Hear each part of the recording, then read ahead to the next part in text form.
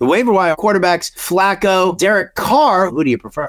If you were locked into Brock Purdy, maybe you add Sam Darnold and say to yourself, you know what? I'll start whoever the starting quarterback is for the 49ers. I think that's fine. But if you need somebody for this week, for sure, the guy I'm going with is Derek Carr. I know Flacco's been throwing it like crazy, but this Jets team is a different beast. You look at what Vegas is saying, the over-under set at like 35 points, which is not what you would expect for a Flacco game. I don't really want to go there. Derek Carr has been very solid, right? Last 2 games, back-to-back games, 3 touchdown games. Game before that, he threw 2. And Chris Olave looks good. Rashid Shaheed looks good. Why not go there with him against Tampa Bay? This one has the shootout potential. I like Derek Carr, and I think he throws a couple touchdowns this week. At the running back position, your top waiver wire running backs, Clyde Edwards-Helaire, Tyler Algier getting some smoke here against the Bears.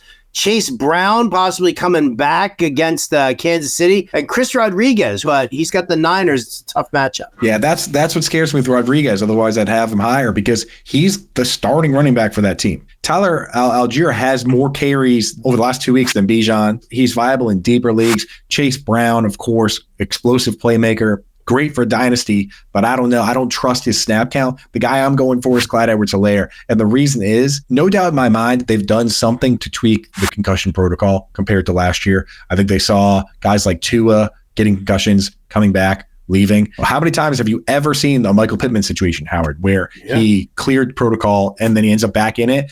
And the vast majority of players this year, when they leave a game with a concussion, you're not playing the next game. So I would not be surprised to see Pacheco not play. We saw McKinnon go on IR, so CEH might be the only show in town. And he showed a little bit of pop yesterday. So I think if you have a spot open, that's the guy you got to go out and get. Your top wide receiver potential waiver wire pickups here. KJ Osborne going up against Green Bay. Rashid Shaheed against these Buccaneers. Demarcus Robinson going up against the Giants. DJ Chark, this dude comes down with 2 touchdowns. And then, of course, Brandon Johnson for the Broncos. Now that Cortland Sutton is on that concussed list. The thing is, we don't know for sure who's going to get, if anyone's going to get a full snap share with Brandon Johnson, Lil Jordan Humphrey, but that's how they're going to fill that role with the big boys. But I worry about that. Same with DJ Chark, where some games he plays the whole game, some games he doesn't.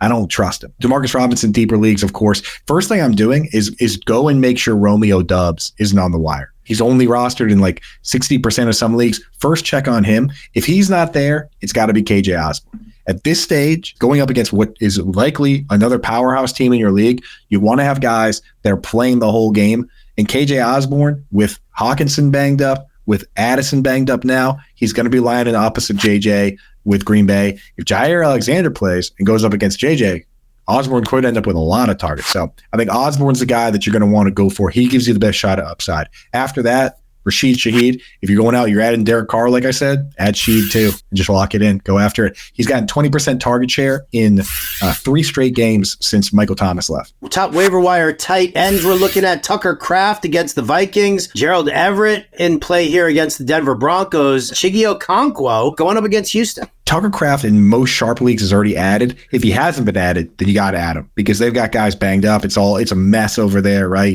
Malik Heath running around. So Kraft needs to be your priority. Everett, he did well in the matchup against the Broncos last time. He should be fine. The thing is, this isn't a full-time player. Everett, I tend to not trust him. I'd rather use him in DFS. The guy that I like, the sneaky one, Chigga Okonkwo, his usage has steadily increased both in playing time and routes going back to week 10 or 11, where we looked at it and I was like, man, you can't trust this guy at all. They tried out Josh Wiley a bit, the rookie. Since then, Okonkwo has pulled this job back. He's got Ryan Tannehill potentially at quarterback again, who looked to him a bunch this week. And the Texans are a bottom 5 team against the tight end. I think in just overall points scored by tight ends, I think they're like letting up the 4th most. So Chigga Okonkwo, man, he's back on the menu. Disappointing season so far, but this guy, when he's getting the usage, he has a decent floor, and he runs a 4.52, the same 40 time as George Kittle. So he's capable of breaking off big plays. This could be the week where he breaks off the big one, Howard.